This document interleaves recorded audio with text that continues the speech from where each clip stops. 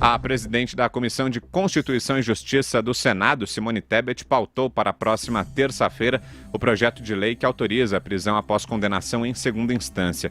A decisão contraria a estratégia do presidente do Senado, Davi Alcolumbre, e de alguns líderes partidários que queriam aguardar a Câmara votar uma proposta sobre o tema para só depois pautar o assunto no Senado. E a gente tem aqui uma fala da Simone Tebet, né, Robson? Solta aí.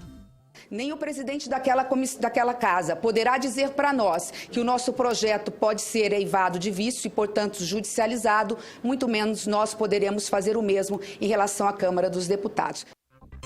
Nesta quarta-feira, um grupo de parlamentares entregou um manifesto com a assinatura de 43 senadores pedindo para votar a proposta. O argumento é que Alcolumbre e os líderes do Senado estão adiando a discussão, mesmo que a maioria da casa defenda a votação da proposta. O ministro Sérgio Moro, da Justiça e Segurança Pública, participou de uma audiência pública na CCJ do Senado que discutiu a prisão em segunda instância. Vamos à fala do ministro. Infelizmente, na nossa prática jurídica e na nossa legislação, que tem essa imensa prodigalização de recursos, leva a processos que muitas vezes não terminam, senão em uma década, senão em 20 anos, ou que terminam eventualmente com uma declaração de prescrição. Isso gera situações de injustiça. O ministro Moro também reforçou o protagonismo do Congresso nesse tema. Claro que a decisão, se é por PEC, se é por PL, se é por ambos, cabe ao Congresso, não é? Eu particularmente penso, como disse anteriormente, que os dois não são autoexcludentes. E se tem uma maioria dentro do Congresso para aprovar essa medida, não vejo lá muito sentido para postergação, né? Na perspectiva da Justiça e Segurança Pública, quanto antes melhor.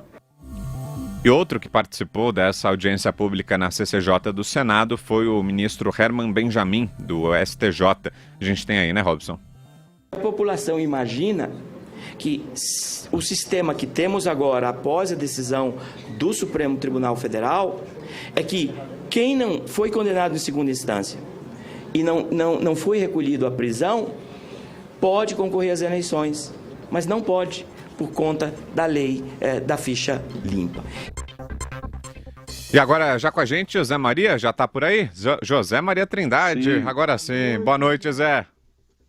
Salve, muito boa noite, Vitor. Boa noite a todos. Pois é, olha, será Vitor, que no Congresso bonita, agora vai? Né? Prodigalização de recursos. Pois é, né? No Supremo não andou, né, a prisão após a segunda instância, mas será que aí no Congresso vão contornar aquela decisão do Supremo, Zé? É o debate de sempre. O ministro Sérgio Moro, ele sabe do que está falando. Um operador de direito, foi juiz e conhece muito bem como é a justiça na ponta. E o ministro Herman Benjamin, que tem origem em São Paulo, foi procurador do Estado de São Paulo, fez o Código de Defesa do Consumidor, uma pessoa que entende de leis, sabe exatamente de que está falando, porque conhece os dois lados, né? Mostrou o que é esse sentimento de impunidade. Chega ao ponto das pessoas acharem de que quem foi condenado em segunda instância e que não está preso pode ser eleito, pode se candidatar. Não é verdade, porque aí já é outra instância, a lei ficha limpa. O ministro Sérgio Moro demonstrou que tem conhecimento total do que é a justiça em todos os parâmetros. Isso se vê exatamente, Vitor, no projeto que ele apresentou ao Congresso, né, que não tem a ver com isso, mas que é o projeto que inclui exatamente este artigo de prisão depois da condenação em segunda instância, que de combate ao crime organizado e à corrupção.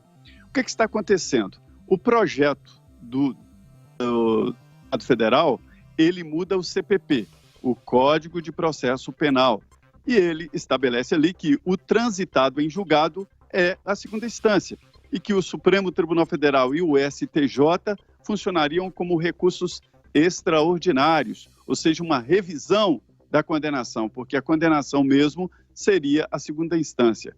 Na Câmara dos Deputados, é uma emenda à Constituição, mas não alterando o artigo 5º da Constituição, aquele que diz que ninguém será considerado culpado, senão transitado em julgado, né? E aí a emenda colocaria o transitado em julgado exatamente como a última instância normal, ordinária. e aí ficariam os recursos extraordinários. Na cabeça do cidadão comum, ele entende que a prisão se dá depois do cometimento do crime. Isso porque ele vê, quando há um crime, a polícia chega e prende o criminoso. Mas é que as pessoas não acompanham. Esse criminoso vai para a delegacia, aí depois tem a audiência de custódia e ele vai para casa, como se nada tivesse acontecido. Começa o processo e, a não ser que seja prisão, uma prisão preventiva, ele responde até o último processo, até a última recurso, e os advogados vão recorrendo, ou seja, 12 anos. E o ministro Sérgio Moro mostrou que alguns processos não acabam, ou seja, não se chega a uma punição, e isso é negativa da justiça. Então, ele demonstrou ali que tanto o projeto de emenda ao CPP como a emenda à Constituição podem sim serem votados de forma separadas, ou seja, a emenda na Câmara e essa mudança no CPP no Senado Federal, e é isso que deve acontecer. Diga, Augusto. Olha aqui, não pode ficar nas mãos do presidente da Câmara, Rodrigo Maia, e do presidente do Senado, o Alcolumbre, a decisão assim, sobre qual é o melhor projeto, o da Câmara ou do Senado.